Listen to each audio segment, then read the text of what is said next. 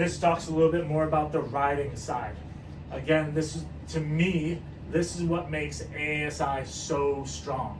And I'm going to talk a little bit at the end about AASI and then other associations like AASI and AASI and things like that. But AASI, this is what makes AASI so strong, is that we start as a new rider here at the bottom, right? We gain all those new riding skills, how to balance on your board, how to stand on your board, all that good stuff. Teach people how to turn, obviously. And then from there, it's about decision making. It's about what do you really want to do. I was just in Guangzhou yesterday, right? And if you go in that snow dome, you see people that are like this, carving, laying it over. You see people that are a little bit more in a duck stance doing all kinds of crazy freestyle tricks on the flats. You see people in the park.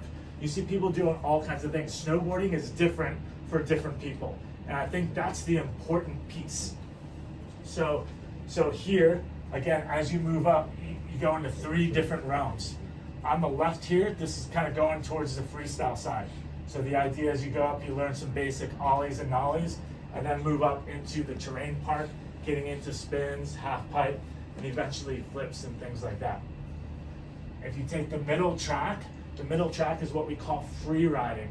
So again, getting into just skidded turns, but then moving into like steeper off-piste terrain. So getting into stuff that maybe is not quite groomed all the time, might be a little choppy and bumpy, going through things like trees and stuff like that, and eventually going into the backcountry and cliffs and stuff like that and powdered, right?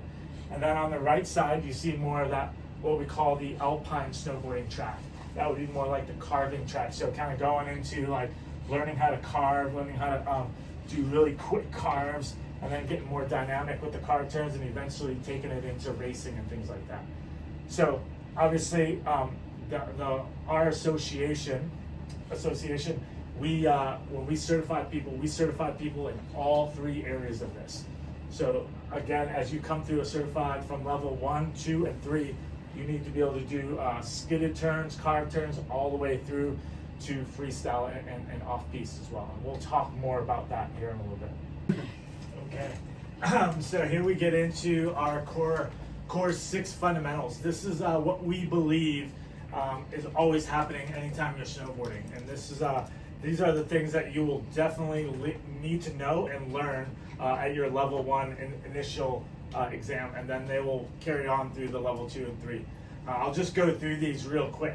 So there's 3 of them that are based on pressure, how we manage pressure on our snowboard.